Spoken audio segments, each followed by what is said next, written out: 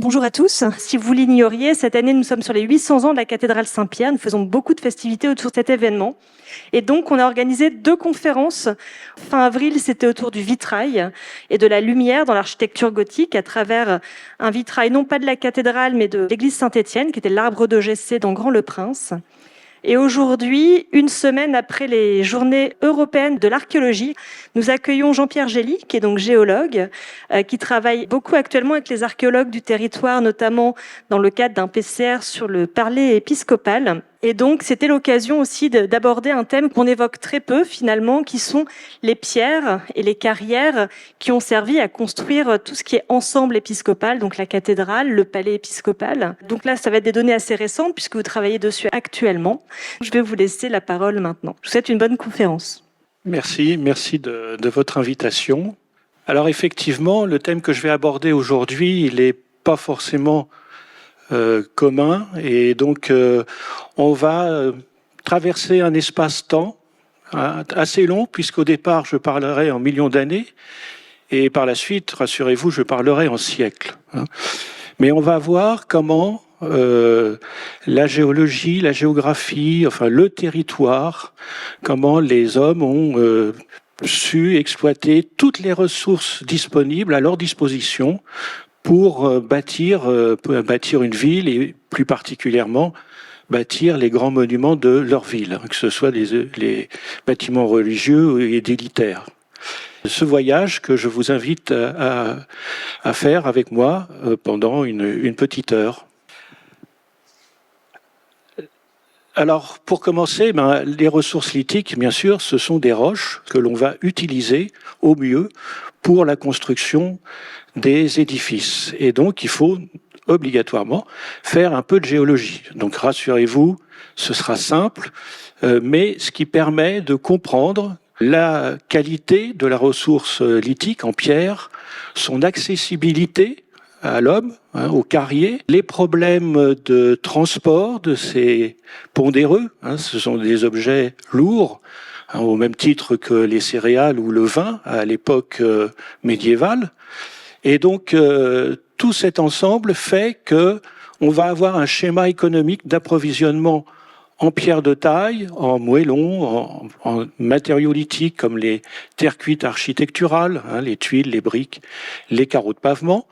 Tout cela nécessite la compréhension, évidemment, de physique, géologique et physique du territoire. Donc c'est cette introduction que je vais élaborer avec vous maintenant. Je pars d'un cadre très large et puis après on va se focaliser sur la région de Beauvais. Vous avez ici une carte géologique simplifiée du bassin parisien.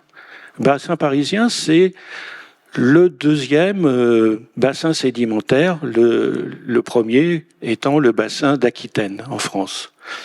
Les couleurs représentent l'âge des terrains qui affleurent, qui sont en surface dans les régions. Pour faire simple, tout ce que vous voyez en bleu et en vert, c'est la période des dinosaures. Bon. Et puis en jaune, c'est après la disparition des dinosaures, pour faire simple, la grande coupure. Qu'est-ce que l'on voit? Le petit carré rouge, c'est ce que je vais mettre le focus sur ce petit carré rouge par la suite. Eh bien, on voit qu'on est dans la partie nord-ouest du bassin parisien, évidemment, mais on voit un objet qui est tout à fait particulier par rapport aux auréoles, ce qu'on appelle les auréoles. Vous voyez en bas la coupe géologique est-ouest du bassin.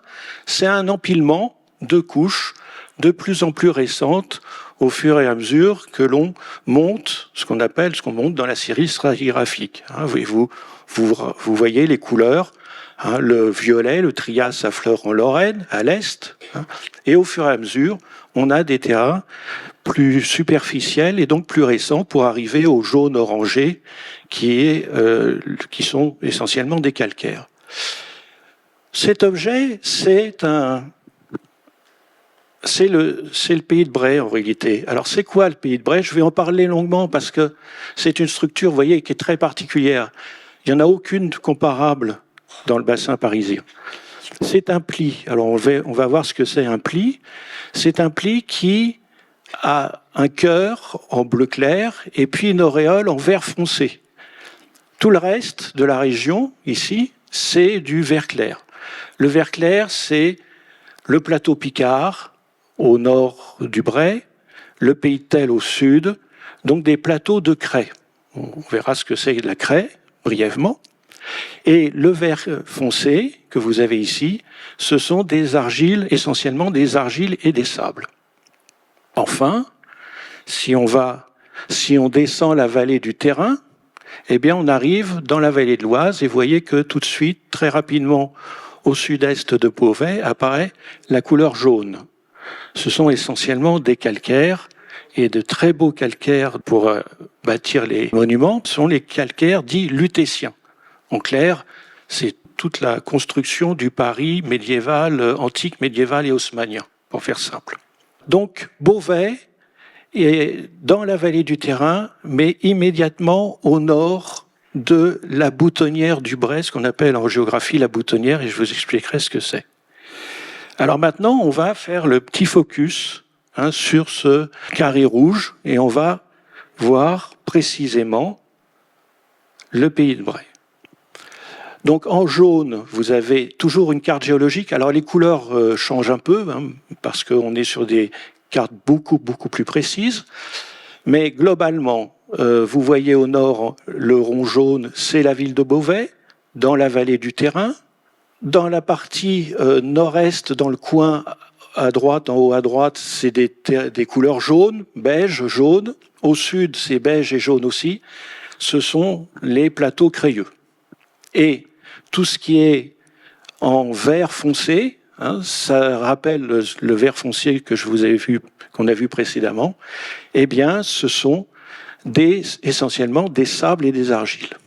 Vous remarquez aussi qu'il y a deux rivières, ici et là, qui recoupent cet alignement nord-ouest-sud-est, qui est la retombée du pli. Alors, c'est quoi un anticlinal? Vous l'avez ici, la coupe géologique, elle est nord-est-sud-ouest. Là, c'est les plateaux du Vexin français, donc on est loin derrière. Ça, c'est le pays de Tell, c'est un plateau crayeux qui s'élève progressivement jusqu'à une cuesta très forte. Si vous prenez le train entre Paris et Beauvais, eh bien, vous circulez dans une petite vallée et puis à un moment donné, vous avez un tunnel. Et bien, le tunnel, il coupe cette crête et il redescend dans une très large dépression, ici. C'est à proprement parler le pays de Bray. Avant de passer dans une cluse, ici, dans une vallée, qui coupe les terrains et qui va jusqu'à Beauvais. Et donc c'est cette partie-là, cette cuesta, cette côte ici, qui va être très rectiligne et qui va former un relief important. J'ai mis 3 ronds rouges. C'est les 3 principaux centres carriers qui ont alimenté en pierre de taille la ville de Beauvais à l'époque médiévale et moderne. On en parlera puisqu'on verra ces carrières. C'est une craie solide, plus ou moins solide, indurée, et donc propre à construire des grands bâtiments, puisque, entre autres, le palais épiscopal et la cathédrale sont construits avec ces craies indurées qui viennent de ces centres carriers. Ça, c'est la géologie. Évidemment, de la géologie découle, là je l'ai déjà illustré par la coupe géologique, de la géologie découle le relief. Donc le pli, c'est un pli anticlinal, donc c'est un dôme, un cylindre allongé, nord-ouest-sud-est, et qui a son cœur évidé parce que les terrains au milieu, ici, ce sont des argiles et des sables, donc très fragiles à l'érosion, qui ont été dégagés par les différents cours d'eau qui parcourent le pays de Bray. La craie indurée, de part et d'autre, ici, dans cette couleur vert clair, eh bien, les craies endurées sont naturellement plus résistantes à l'érosion et donc ont résisté à l'érosion et formé une crête de part et d'autre de cette boutonnière, le nom qui a été donné à ce relief par les géographes. C'est la seule boutonnière, le seul grand pli du bassin parisien. Pour voir d'autres boutonnières comme ça, évidemment, il faudrait aller dans le Jura, où il y a ce même phénomène sur les plis jurassiens. Alors j'ai parlé de la craie. La craie, c'est une roche très particulière. Alors évidemment, on ne l'utilise plus sur les tableaux noirs à l'école, donc les nouvelles générations ne savent pas forcément ce qu'est la craie, mais c'est un calcaire très tendre, qui, pour certaines craies très tendres, peuvent marquer l'ardoise des anciens tableaux des écoles. Cette craie, on voit un affleurement ici, en haut, une carrière, une crayère. Vous devinez des traits noirs dans cette craie, ce sont des silex noirs, donc des accidents siliceux. Je ne rentrerai pas dans le détail, mais c'est assez caractéristique des craies. Elles ont souvent des silex noirs très durs qui soulignent la stratification de la craie. La craie, quand on le regarde au microscope électronique, que vous avez une vue à gauche, vous voyez, c'est 10 microns, c'est tout petit, on le voit à peine à l'œil nu, on ne le voit pas à la loupe. C'est constitué de débris, d'algues, c'est le plancton. Et on en parle beaucoup aujourd'hui, parce que le plancton, c'est un piège à CO2, c'est un des principaux pièges à CO2 dans l'océan. Et c'est les débris de ce plancton, des milliards de plancton, pendant des millions d'années, qui se sont déposés tout doucement au fond de la mer de la Craie. Et vous voyez, cette mer, elle est immense. Elle va de l'océan Atlantique jusqu'à la mer Caspienne, c'est-à-dire qu'elle envahit en grande partie l'Eurasie, le continent eurasien. Si j'avais mis la carte des États-Unis, eh ben, là aussi, c'est une mer qui envahit pratiquement l'ensemble des États-Unis.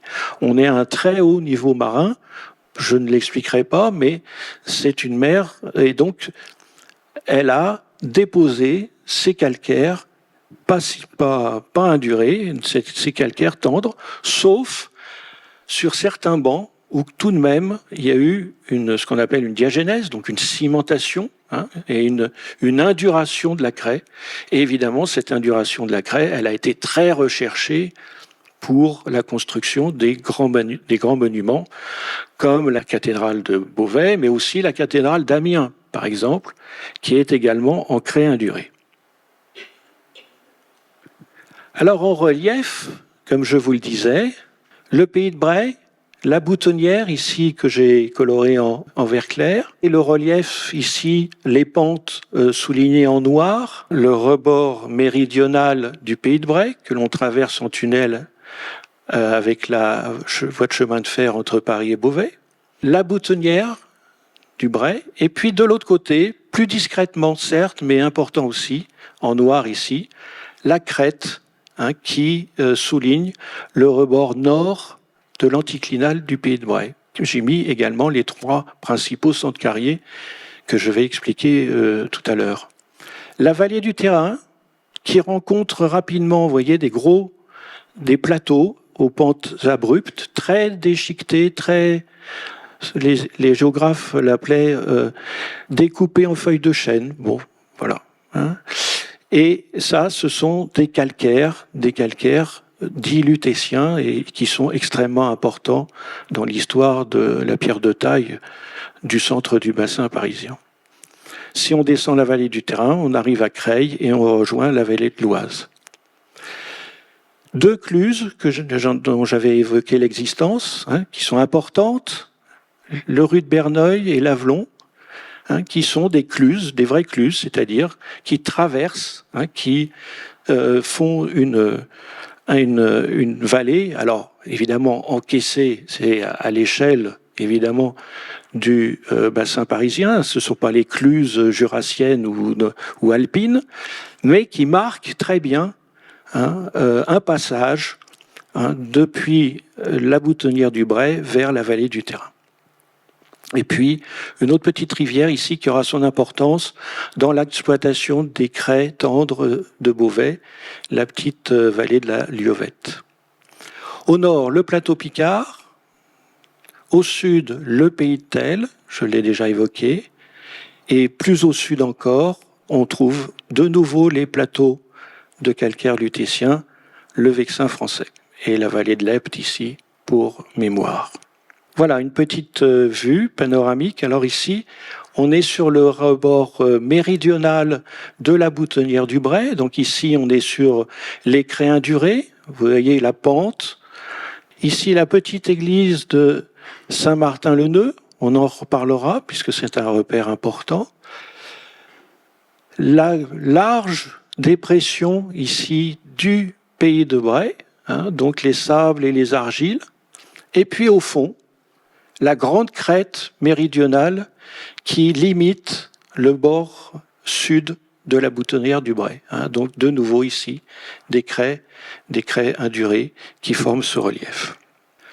Donc, j'ai brossé le cadre géologique, le cadre de géographie physique, et évidemment, vous comprenez maintenant pourquoi les centres carriers vont être alignés nord-ouest-sud-est, puisqu'ils vont jalonner les affleurements de craies indurées. Et on verra que ça a une importance majeure dans le développement des centres carriers.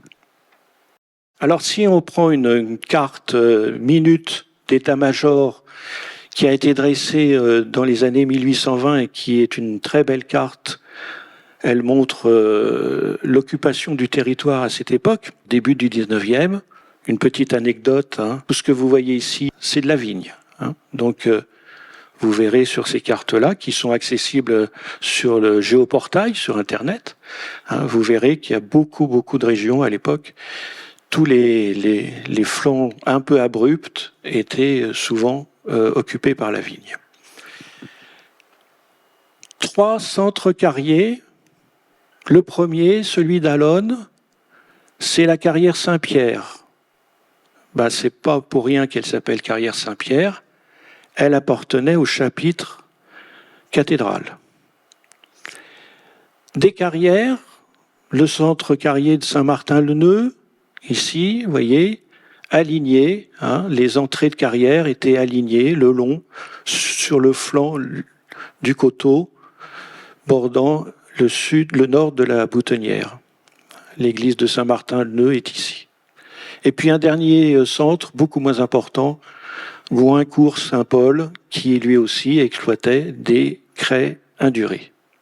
Beauvais, ici, dans son extension au début du XIXe siècle, et plusieurs institutions religieuses, mais également accompagnées souvent d'exploitation de carrières, mais cette fois-ci de craies tendres.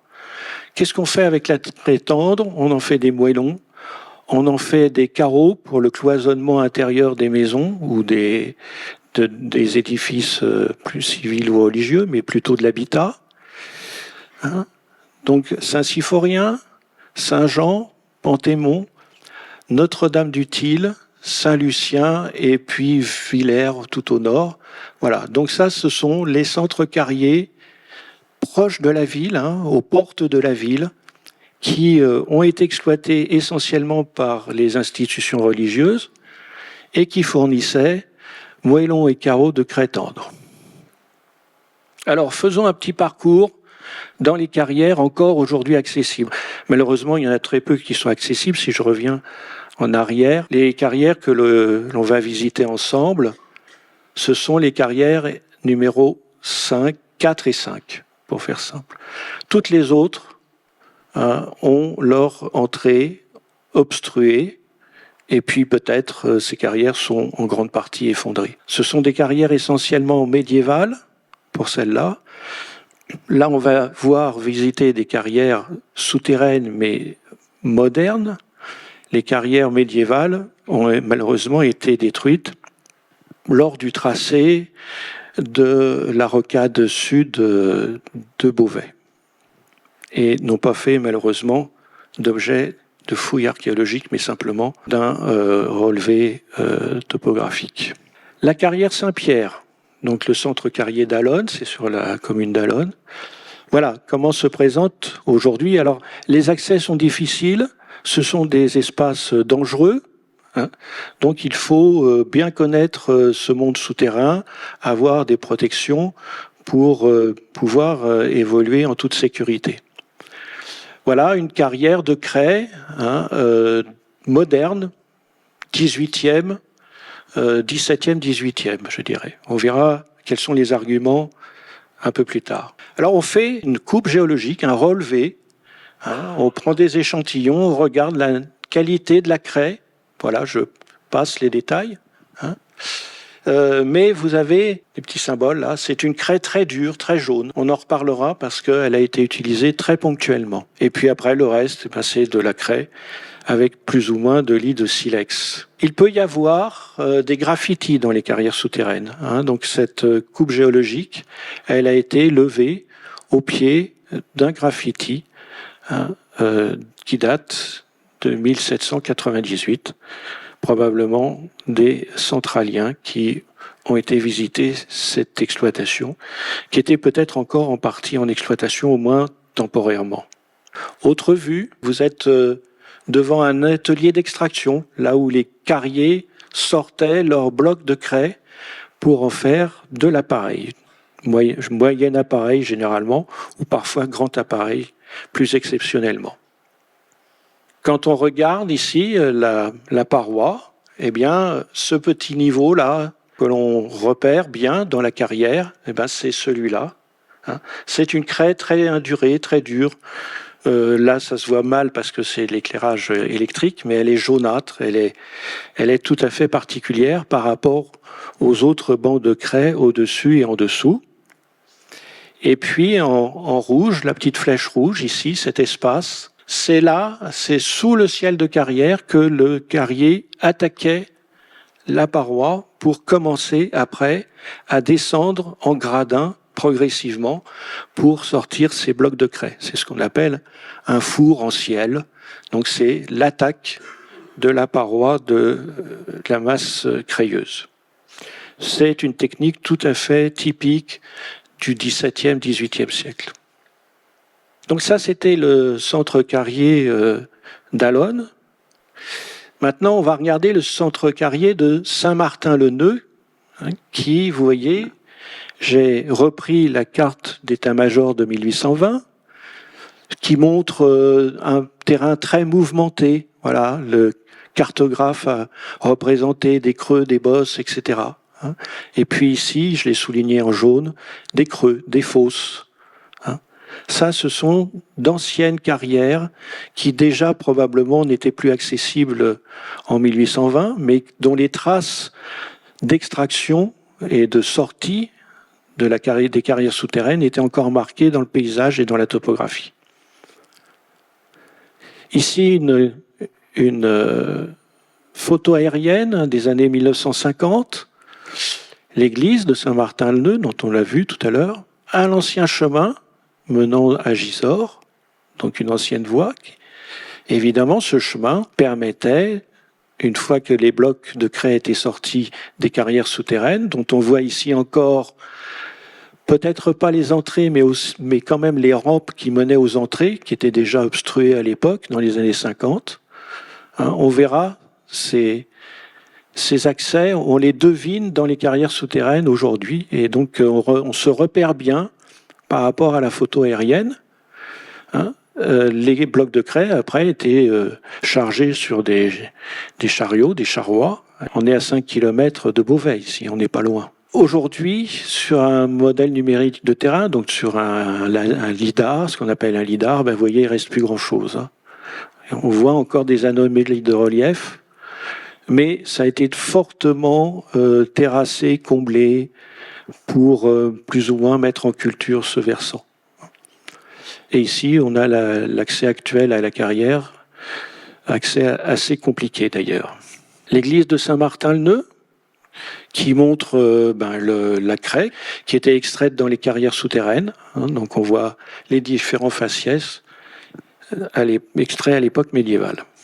Toujours précieux de voir les murs des monuments anciens. En haut, vous avez le schéma de la carrière souterraine. Alors, comment on le lit ? Tout ce qui est en jaune, ça représente les piliers, les masses de craie laissées pour soutenir le ciel de carrière. Et puis, dans les différentes couleurs, j'ai mis les âges attribués à ces carrières et on va les parcourir. Vous verrez ainsi, entre des carrières de la fin du Moyen-Âge, des carrières modernes et contemporaines, la différence des types d'extraction. Ces carrières sont allongées et elles longent le coteau. Pourquoi ? Eh bien parce que on est ici, sur le rebord nord de l'anticlinal, la boutonnière du Bray est ici. Alors les hauteurs sont exagérées, donc les pentes, le pendage est exagéré. Mais ici, vous avez une représentation schématique de la carrière que l'on va parcourir. Et évidemment, les couches plongent vers le nord-est. Et en plongeant vers le nord-est, tôt ou tard, vous rencontrez l'eau, l'aquifère, la nappe aquifère, qui noie tous les terrains sous la surface de l'eau. Alors, il n'y avait pas d'exor à l'époque, dans les mines de charbon, mines de fer. Il y avait d'énormes pompes pour abaisser le niveau d'eau, pour pouvoir exploiter et pour dénoyer les terrains, pour les exploiter. Là, les carriers ne le faisaient pas parce que la pierre n'a pas de valeur assez grande pour mettre en œuvre des pompes. Et puis, à l'époque médiévale, ça n'existait pas ou très peu. Eh bien, quand les carriers rencontraient la nappe phréatique, ils s'arrêtaient d'exploiter, tout simplement. Et puis, s'ils exploitaient ces terrains-là, une fois l'eau rencontrée ici, ils se déplaçaient et puis ils ouvraient une carrière de proche en proche. Et donc, on va aller ici, depuis les flancs de la cluse du rue de Berneuil, qui est loin, mais qui est par là, eh bien, les centres carriers se sont déplacés progressivement depuis cette cluse où les chariots pouvaient progresser rapidement vers Beauvais pour se développer le long du coteau et avoir donc l'accessibilité à la craie progressivement vers le nord-ouest. Donc, la géologie, l'hydrogéologie, le relief commande la dynamique d'expansion des centres carriers. Ici, c'est tout à fait atypique de l'expansion d'un centre carrier, puisque on est très très fortement contraint par le relief et par la présence de la nappe phréatique. Là où on peut encore visiter ces carrières, où elles sont accessibles, on rentre par ici, plus à l'est, elles sont effondrées. Elles ne l'étaient pas encore dans les années 50. Les spéléologues ont pu progresser, mais maintenant c'est impossible. Elles se sont progressivement effondrées parce que ce sont des carrières très anciennes, ce sont des carrières médiévales. Et le petit bout de carrière encore tardi médiévale, ici, probablement 14e, 15e, sont ici, dans cette partie-là, et juste à l'entrée. Donc c'est ce que j'appelle la phase 1A, 14e, 15e siècle. Voilà, donc on va parcourir ces carrières, puisqu'elles elles méritent d'être connues, même si on ne peut pas les visiter, l'accès étant très difficile. Voilà, ce sont des carrières relativement petites, vous voyez, c'est relativement bas de plafond, on se tient facilement debout, mais les galeries sont petites, elles sont encombrées, il y a des murs de pierres sèches qui ont été levés pour contenir les déchets d'extraction. Ça, c'est tout à fait typique d'une carrière médiévale. Par rapport à ce petit morceau de carrière très ancienne, encore accessible, on a une autre phase d'extraction, une autre période, un peu plus tardive forcément, là où on va progresser maintenant, c'est dans la phase 1B. On est toujours 14e, 15e, mais on progresse dans ces siècles-là. On peut pas être plus précis parce que il y a des sources qui indiquent qu'il y avait de l'extraction à Saint-Martin-le-Neu, mais pas, on ne sait pas précisément où. Et puis, à l'intérieur de la carrière souterraine, n'ayant pas de graffiti, n'ayant pas de témoins, il faudrait éventuellement faire une fouille archéologique pour voir si on a un peu de mobilier. Ça a été fait sous Paris. Ça permet tout de même de dater un peu plus précisément ces espaces quand il y a des sondages archéologiques. Évidemment, des fouilles archéologiques, des sondages archéologiques en monde souterrain, c'est pas facile. C'est quand même très particulier. Des espaces toujours assez petits, vous voyez, les piliers, ce qu'on appelle les piliers en diabolo. Donc c'est des piliers qui ont évolué. Ils n'avaient pas cette forme-là à l'origine. Ils ont évolué, c'est-à-dire que ils ont, sous la charge du ciel de carrière, eh bien, ils se sont écaillés et poffrés progressivement. D'où ces espaces assez encombrés par épaufrure, écaillage des piliers. Autre zone, c'est un atelier d'extraction. Donc, quelques traces d'outils, vous voyez, pour progresser latéralement. Et puis, surtout, une extraction par éclatement de la craie. C'est tout à fait typique de l'exploitation tardi-médiévale. Progressons encore. Donc, à cette époque-là, il bute contre la nappe phréatique. Il y a des lacs aujourd'hui, donc des zones inondées, qui ont été désignées par les spéléologues qui ont levé ce plan schématique, et on va progressivement, forcément, se déplacer vers le nord-ouest pour continuer l'extraction de la pierre, de la craie indurée.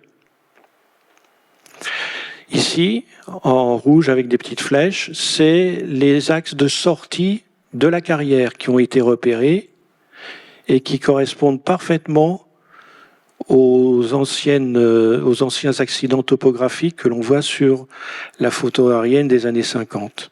Alors, si on regarde quel est l'aspect de ces carrières souterraines, vous voyez qu'on évolue quand même très fortement. Alors, les piliers sont toujours un peu décomprimés. Ce sont des piliers anciens qui ont évolué, bien sûr, mais les espaces sont beaucoup plus larges, les piliers sont beaucoup plus mieux formés, plus gros, plus ou moins espacés régulièrement. Donc on a un schéma de carrière qui va évoluer vers une organisation des piliers tournés, ce qu'on appelle les piliers tournés, parce qu'on peut tourner autour, qui soutiennent bien sûr le ciel de carrière, naturellement, pour pas que le ciel nous tombe sur la tête. Et derrière le petit personnage, vous avez un lac, donc la nappe phréatique qui est remontée, puisque les carriers ont pu exploiter hors eau. Un point très intéressant ici, qui est exceptionnel à mon avis, c'est la limite d'exploitation entre une carrière médiévale, tardi-médiévale, ici. Vous voyez, il n'y a pas de trace d'outils. Toute la craie ici a été éclatée pour l'extraction des blocs. Par contre, à gauche, vous avez des parois qui ont été dressées au pic. Vous voyez les traces d'outils. Donc c'est des observations, c'est ce qu'on appelle la tracéologie. Les traces d'outils le long des parois. Le carrier venait de notre gauche et a progressé jusqu'au moment où il est tombé sur une carrière médiévale. Donc là, il s'est arrêté forcément. Et on peut deviner les tailles de blocs extraits par phase, par étapes successives des traces d'outils sur les parois de la carrière. À droite, carrière médiévale. À gauche, carrière des temps modernes, sans qu'on puisse préciser plus naturellement. Mais on change radicalement de mode d'extraction de la craie. Donc on va être dans des périodes 16e, milieu 18e. Et donc on va progresser, donc là on passe à la couleur verte sur le schéma, on va progresser et évidemment on va continuer notre progression au fur et à mesure des siècles en allant vers le nord-ouest. En rouge, une voie de circulation qui est très bien préservée, je vous montrerai des photos, une voie de roulage où les chariots, tirés par des chevaux généralement, sortaient les blocs sur des charrois. Piliers modernes, donc on est en train de relever la coupe géologique ici. Bon, vous avez des graffitis de toutes les époques. Les traces d'outils tout à fait typiques. Et puis là, eh bien, on a la chance, en ciel de carrière, une date, 1697. Donc ça, en ciel de carrière, ben, c'est un carrier qui l'a. C'est pas un visiteur, parce que ça arrive, des graffitis de visiteurs, même du XVIe siècle, ça arrive. Mais dans ces cas-là, le graffiti, ben, il est à notre niveau. Quand c'est au ciel de carrière, ben, c'est un carrier qui pouvait encore accéder au ciel de son exploitation. Des zones effondrées, et donc ben, là on est sur une galerie qui permet la circulation entre deux zones de carrière, ça arrive. Vous voyez donc des espaces qui changent et qui évoluent en fonction de l'histoire de la carrière. Donc on a passé cette zone-là qui était effondrée, une zone effondrée ici. Et puis on va rentrer dans toujours une carrière moderne, mais plus récente que celle que l'on a parcourue précédemment. Donc on est probablement 18e, plutôt 18e ou 17e, parce que, évidemment, on peut exploiter cette carrière-là, et puis un autre carrier peut venir ici exploiter à côté, c'est pas exclu. Vous remarquez tout de suite des piliers, la forme est beaucoup plus géométrique, espacés relativement régulièrement. Vous voyez les lacs, la nappe phréatique ici, qui a inondé en partie les galeries des carrières. On progresse ici.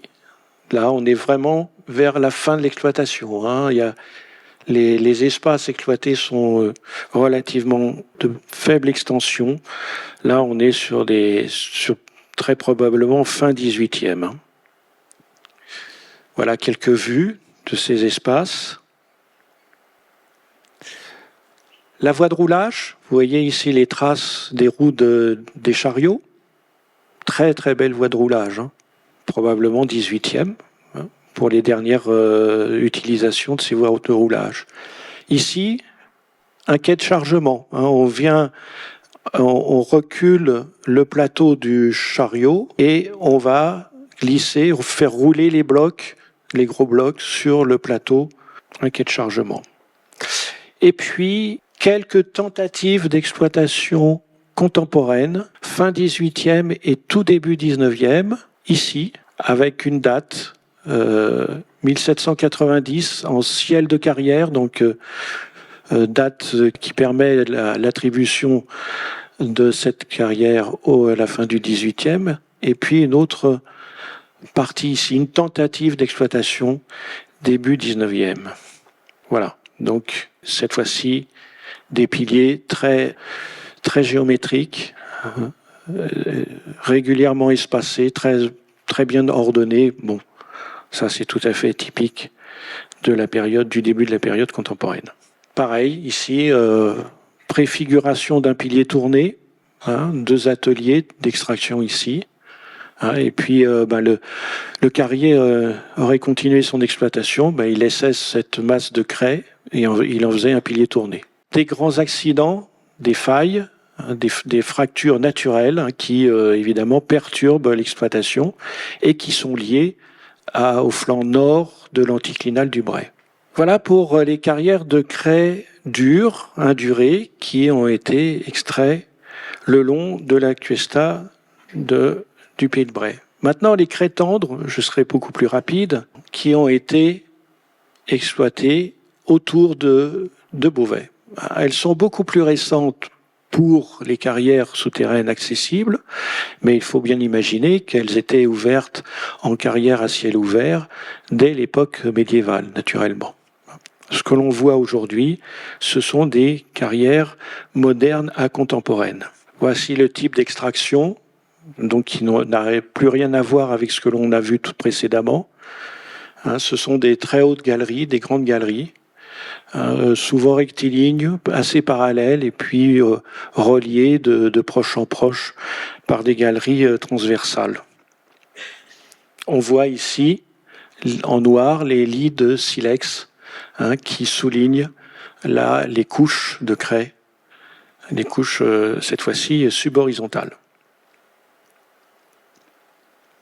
Alors, évidemment, la craie, elle a fourni, comme je vous l'ai dit, la pierre de taille pour la craie indurée, la pierre tendre, moellon et carreau, mais il y avait d'autres ressources qui étaient aussi importantes pour l'approvisionnement en pierre. Les grès du Wildien. Alors, c'est quoi les grès du Wildien? C'est dans la boutonnière, je vous ai dit, dans la boutonnière du Pays de Bray, il y a essentiellement des sables et des argiles. Et ces sables peuvent être indurés, silicifiés, en grès très dur. Et à Savigny, donc pas très loin d'ici, à une dizaine de kilomètres, il y avait des carrières de grès qui permettaient d'exploiter ces bancs de grès pour la pierre de taille. On le verra sur le palais épiscopal. Et puis pour faire éventuellement du pavé. Des grès dits tanéciens qui étaient sur le plateau Picard, on l'évoquera tout à l'heure, qui a fourni essentiellement du pavé pour la ville. Et puis enfin, les calcaires dits lutétiens qui sont très développés dans la partie aval de la vallée du Terrain, dans la région de Creil. Et là, on a des traces dans les sources qui montrent que, par exemple, en 1500, bien sûr, la craie demi-ferme et indurée était tirée de la carrière du chapitre, la carrière Saint-Pierre que l'on a vue. Mais la pierre dure provenait de Mérard, Mouilly, Mélo, donc à 25-30 km, dans la vallée du Terrain, en aval. Et même jusqu'à Saint-Leu-d'Esserand. Donc là, on est dans la vallée de l'Oise. Saint-Leu-d'Esserand, très grand centre carrier qui a alimenté pour le XVIIIe siècle, XVIIe, XVIIIe, Versailles, les Invalides et énormément de grands monuments de l'époque du siècle, du grand siècle. La pierre de Saint-Leu a été utilisée pour la flèche, enfin le campanile, la tour du campanile de la cathédrale qui malheureusement n'a pas subsisté longtemps. La pierre de Liais, c'est quoi la pierre de Liais? Vous pouvez la voir encore dans le dallage intérieur de la cathédrale de Beauvais. Très beau dallage, probablement moderne ou en tout cas qui a servi pour la réparation après l'effondrement de la flèche. Dallage en Liais de Senlis, donc un très belle pierre, utilisée aussi à Paris. Et là, on est à 50 km, mais là, la distance est importante parce que la pierre, c'est une pierre d'exception et vous pouvez la voir en association avec le marbre noir de Tournai, aujourd'hui sur le sol de la cathédrale. Alors, si on regarde un peu sur la topographie, les différentes ressources autres que la craie, les grès de Savigny, dans la boutonnière du Pied de Bray, des carrières, des affleurements de grès dits tanéciens qui ont surtout servi pour le pavage de la ville de Beauvais. Bon, les centres carriers de craie indurée, pour rappel. Et puis, le calcaire lutétien, Mérard cité dans les sources médiévales, Mouilly et Mélo aussi, et puis plus tardivement, bien sûr, Saint-Leu, d'Esserand, Saint-Maximin, son frère jumeau de part et d'autre de l'Oise, et puis le Liais de Senlis pour les dallages intérieurs des grands édifices. Alors maintenant, regardons, j'ai été assez long sur l'extraction de la pierre, mais regardons maintenant ces pierres en œuvre. Sur l'aile Saint-Pierre, qui donne dans la cour du palais épiscopal proprement dit. Donc vous avez ici la porte, la porterie, et puis derrière la basse œuvre et la cathédrale gothique. Quand on fait ce qu'on appelle une étude de géoarchéologie, on va regarder et identifier la nature des pierres de taille, ou les moellons d'ailleurs, sur ce grand corps de bâtiment qui est composite, qui est très complexe. Évidemment, moi je m'appuie sur l'archéologie du bâti qui est réalisée par nos collègues archéologues. Et donc toutes les dates qui sont ici indiquées, ce sont des dates qui ont été proposées par l'étude archéologique du bâti de ce bâtiment, y compris des datations de charpente. Les grès, on va les trouver, on verra, à la base, c'est les premières assises au-dessus des assises de fondation, au-dessus de la fondation, on va mettre 2-3 assises de grès. C'est des grès qui sont imperméables, donc ils évitent les remontées capillaires. Et puis au-dessus, on va mettre des craies, 3, 4, 5, 6, différents types de craies. Tout ça, ce sont les pierres qui sont médiévales à modernes. Le calcaire, lui, va apparaître au XVIIIe siècle, on le verra. Et puis, ensuite, des pierres de restauration. Ça peut être des craies, on restaure en craie encore au XIXe, ou des calcaires, parce que on va utiliser, surtout au XXe siècle, on va utiliser la pierre de Saint-Maximin. Le corps de bâtiment le plus ancien est attribué à la seconde moitié du XIIIe siècle. Vous voyez des traces des anciennes baies, des anciennes ouvertures médiévales. Alors tout est repris, il y a des repentirs, il y a plein de modifications, d'ouvertures de portes, de fenêtres. Donc ce sont toujours des bâtiments très complexes à analyser. Le voilà. Donc vous voyez en vert les grès de base, en bleu de la restauration, en calcaire, restauration 19e, 20e, vous voyez, très forte restauration. Les architectes n'ont pas hésité à remplacer nombre de pierres. Les parements d'origine, en orange, en craie indurée. Des craies que j'ai mis en rose, c'est pour obstruer les fenêtres médiévales, pour en faire des fenêtres modernes, contemporaines même. Et puis quelques pierres, des craies très dures, très jaunes. Je vous ai parlé du banc que l'on avait repéré dans la carrière Saint-Pierre. C'est cette craie-là, qui est disposée très régulièrement et qui signe manifestement un état du bâtiment dont on ignore tout pour l'instant, mais qui marque bien une structure peut-être adossée au bâtiment. Voilà, en détail, pour vous montrer un peu. Alors là, c'est un cas d'école, c'est très facile. La craie, avec quelques silex noirs, ça c'est le parement d'origine. Cette craie très indurée, jaunâtre, difficile à tailler, c'est le 6 en orange. Et puis les calcaires du Lutétien qui sont liés à la restauration 19e, 20e. Et il peut y avoir, évidemment, dans ces calcaires lutétiens, plusieurs campagnes de restauration. Mais ça, on n'en fait pas le détail. Le parement ici photographié, le parement habillé lithologiquement. Donc ça, c'est ce qu'on appelle la géoarchéologie aujourd'hui. Corps de bâtiment 14e, donc une autre craie, c'est pas tout à fait la même. C'est une craie indurée, bien sûr, mais elle diffère de la craie médiévale.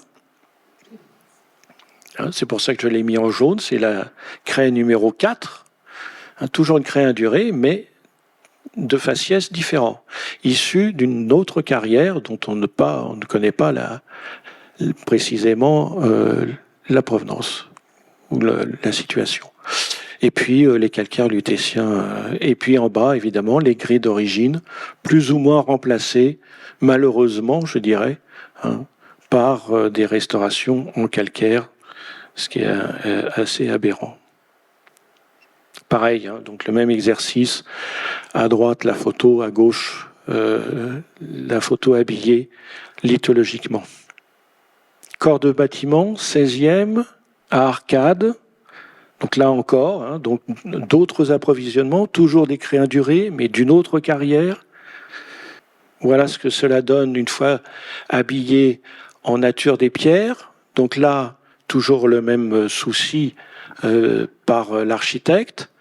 2 à 3 assises en verre de grès pour bien isoler de toute remontée capillaire dans les maçonneries de craie qui sont toujours fragiles, même si elles sont indurées, ces craies. Et puis des restaurations en bleu, en calcaire lutétien. 2 types de craies, les piliers et les arcs en craie relativement indurés. Pour supporter la charge, il faut des craies dures. Et puis, au-dessus, le parement au-dessus des arcades sont en craie indurée, mais de plus faible dureté. Un détail qui vous montre aussi la variabilité des craies. C'est le même bloc, c'est la même pierre, mais en bas, vous avez une pierre indurée, mais qui est relativement hétérogène dans son induration, alors qu'au-dessus, la craie est indurée, mais de façon plus homogène. Donc, quand le tailleur de pierre a voulu dresser une surface, il était bien embêté. C'est ce qui a donné ces 2 aspects différents de taille. Ce n'est pas en bas un tailleur de pierre maladroit et en haut un tailleur de pierre adroit, non. C'est simplement la nature de la craie qui change au sein même du bloc de craie extrait. Donc, vous voyez qu'il peut y avoir des difficultés pour tailler ce type de matériau qui peut être très hétérogène.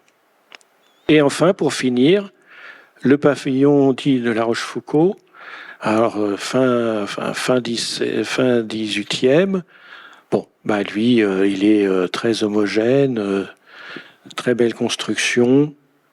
On voit ici le collage entre le bâtiment ici 16e et puis le bâtiment 18e, le collage entre les deux. Bâtiment 18e qui respecte toujours l'art de bâtir. Donc, au lieu d'avoir 3 assises en grès, on n'en met plus que 2, mais on met toujours des assises en grès pour la solidité du bâtiment. Et là, évidemment, on est tous...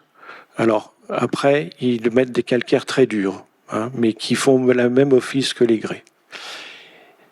Très homogène, et là, on est sur des calcaires qui viennent des calcaires lutétiens, donc 45 millions d'années, qui viennent de la vallée du Terrain, probablement de Saint-Val-et-Mélo, Mélo ou Saint-Val-et-Mélo, ces faciès-là.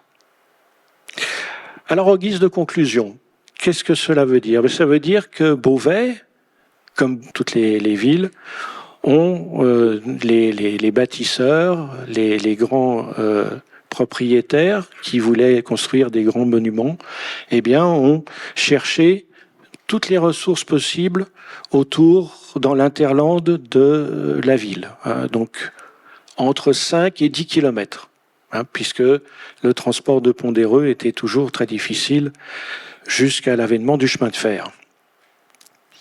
Les sables alluvionnaires et la chaux pour les mortiers, abondants ici. La chaux avec les craies tendres, le sable alluvionnaire de la vallée du Terrain, aucun problème. Terre cuite architecturale, ça vient du pays de Bray. Je vous ai dit, il y a des argiles, donc fabrication, très grande fabrication de tuiles, briques, carreaux de pavement, dès l'époque médiévale et évidemment à l'époque moderne. Les moellons. Souvent, les grès du Wildien pouvaient en apporter des moellons, pouvaient faire venir des moellons du Wildien, mais surtout les pavés, avec les grès du Tannétien. Les moellons que je vous dis, grès tendre, craie indurée. Les calcaires lutétiens pouvaient aussi fournir des moellons, mais on avait des craies tendres suffisamment en abondance pour le faire autour de Beauvais. Et bien sûr, la pierre d'appareil, grès wildien pour les bases de maçonnerie, craie tendre, craie indurée, calcaire lutétien, on l'a vu pour certains approvisionnements. En conclusion, vous voyez que là, on est tous en circuit court, parce que à l'époque, le transport de Pont-d'Éreux coûtait très cher. Ça pouvait doubler ou tripler le prix de la pierre en arrivant sur le chantier, sans aucun problème. Espérons que cette pierre qui a construit des édifices majeurs, alors je parlerai pas de la craie, mais le calcaire lutétien, reprenne sa place de pierre dans les constructions actuelles, contemporaines. Il y a de plus en plus d'architectes qui commencent à penser que la pierre de taille pourrait de nouveau être une pierre porteuse, comme le bois aujourd'hui dans des bâtiments, des grands bâtiments, et non plus comme ils l'ont été jusqu'à présent, en simple plaquage de façade en béton. Voilà. 2000 ans d'exploitation à Beauvais, mais ce serait la même chose à Amiens, Compiègne ou Paris. 2000 ans d'exploitation de pierre de taille. Je dirais 70 ans de disparition, à la place du béton, du verre et de l'acier. Et puis peut-être un renouveau maintenant, puisque de plus en plus, il s'avère crucial de limiter nos émissions de carbone. Voilà ce que je voulais vous proposer, vous faire voyager dans l'espace et dans le temps. J'espère que j'y ai réussi. Je voulais remercier évidemment le projet collectif de recherche qui a été déjà annoncé à l'ouverture de cette conférence, ainsi que de nombreux services, un service archéologique, mon université bien sûr, la société Aquilon qui œuvre grandement sur ce PCR, le Spéléo Club de Beauvais on a bénéficié de leur connaissance des espaces souterrains, et puis aussi le Conservatoire des espaces naturels de Hauts-de-France, puisque ces carrières souterraines sont protégées étant donné qu'il y a la présence de chauves-souris, espèces protégées de ces espaces tout à fait particuliers. Merci de votre attention.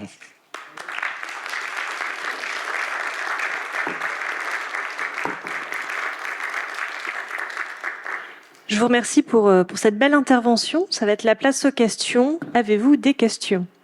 J'ai pas de questions, mais une remarque positive sur tous vos, diapos, enfin, je sais pas si on dit diapos, graphiques, plans, très pédagogiques, très clairs, super. Vraiment, on aimerait peut-être sûrement avoir ces documents en tirage, parce que vraiment, c'est fantastique. C'était remarquable. Merci de votre compliment. Vous ne pensez pas faire une publication ? C'est prévu que ces données nouvelles soient publiées, tout à fait.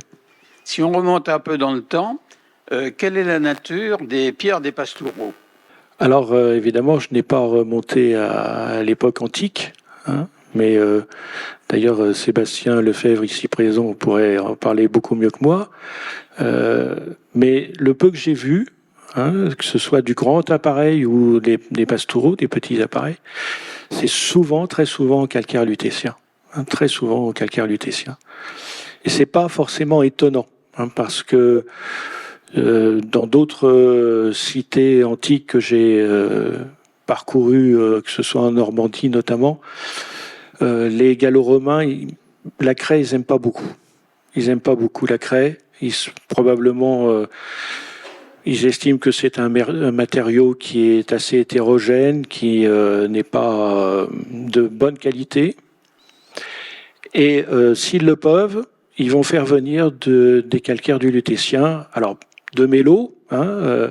Mélo, c'est un centre carrier antique. Il y a eu des traces d'occupation.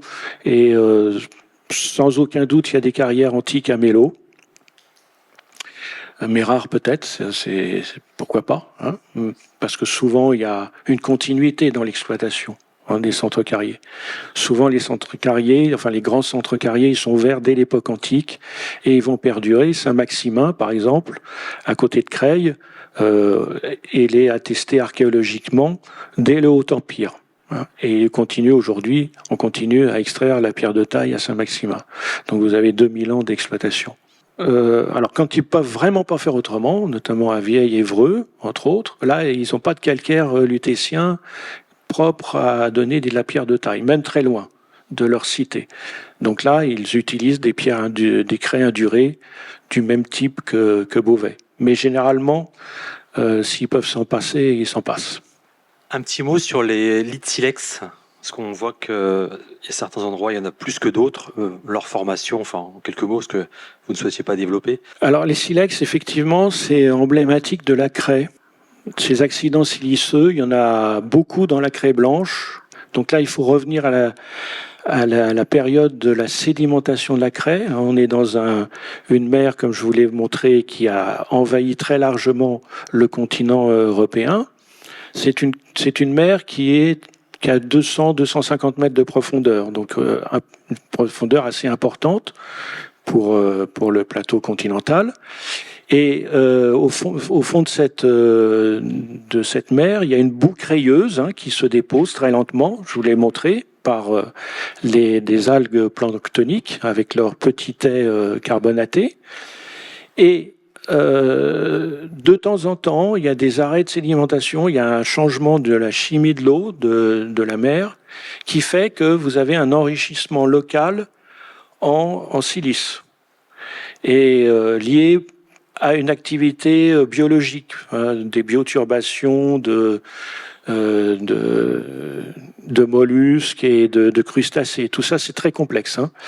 Mais néanmoins, de temps en temps, il y a un enrichissement en silice et il y a la formation, il y a la cristallisation, je dirais, de cette silice et qui forme ces accidents siliceux qui peuvent être soit totalement isolés, soit qui vont être coalescents et qui vont former une dalle de silex qui souligne la stratigraphie de la craie. Et ça se répète parce que c'est cyclique, c'est lié au climat. Et généralement, chaque intervalle entre deux bancs de silex est attribué à 20 000 ans. Voilà. Aujourd'hui, dans nos connaissances actuelles, ce qu'on appelle la cyclostratigraphie, c'est-à-dire qu'il y a des accidents sédimentaires qu'on peut rapprocher à des cycles astronomiques de la Terre ou du Soleil. Jusqu'à quelle profondeur il creusait? Parce qu'on voit les nappes phréatiques, on voit les lacs, mais l'Avelon est beaucoup plus bas. Oui, ici on est à flanc de coteau, donc on rentre horizontalement. On fait une rampe et on va rentrer dans la masse calcaire. On va faire rentrer des chariots, on va faire sortir des chariots chargés de pierres. Donc les entrées sont des entrées en cavage. Les bouches de cavage sont horizontales, donc on rentre quasiment horizontalement dans le plateau. Et puis on descend progressivement puisque les couches ont un pendage, ont une pente vers le nord-est. Le recouvrement, donc la hauteur maximale, puisque le plateau, le versant se développe. Le recouvrement maximal, là, ici, c'est 30 mètres à peu près. Il s'arrête quand il bute sur la surface de la nappe phréatique. Eh bien, on a au-dessus de leur tête, il y a à peu près 30 mètres de terrain. Bon, mais c'est jamais plus profond. Généralement, même en région parisienne, les plus grandes profondeurs de carrières souterraines, c'est 45 mètres, pas plus. Parce qu'après, même si c'est facilement accessible, eh ben, la charge des terrains au-dessus, il faut dimensionner les piliers pour que ça tienne, au moins le temps d'exploitation. Donc il faut faire des piliers beaucoup plus gros, moins espacés, si on veut avoir une certaine stabilité de la carrière souterraine. Donc du coup, on laisse beaucoup de pierres de masse en place, et ça devient économiquement pas très intéressant. En tout cas, je vous remercie. Merci à vous. Un grand merci pour cette intervention.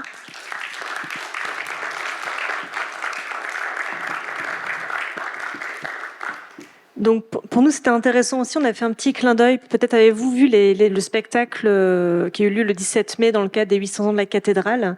Justement, en prémisse du spectacle, nous avions une cavalcade de chevaux qui partait justement d'Allonne, pas très loin de la carrière Saint-Pierre, pour la relier jusqu'à la cathédrale. Donc c'est un peu cette intervention artistique qui nous a aussi, avec le service archéologique, nous a incité à se dire pourquoi pas, ça serait le moment d'évoquer les carrières qui ont servi à faire le palais épiscopal, la cathédrale. Donc c'était la dernière conférence de cette saison. Par contre, nous avons des visites qui continuent. Nous en avons notamment une demain, réalisée par les médiateurs du Quadrilatère à 15h dans la cathédrale, et justement qui évoque les sols, les sols pavés, entre autres, de la cathédrale, ou ce qu'il y a sous ce sol pavé. Aujourd'hui, on avait eu un bon clin d'œil. Je suis sûre que Irène, qui était présente dans la pièce aujourd'hui, a noté l'origine des pierres que vous avez notées sur le sol du XVIIIe siècle. Donc, je vous invite à revenir demain et puis de profiter pendant tout l'été des visites qu'on peut vous proposer. Je vous remercie pour votre attention.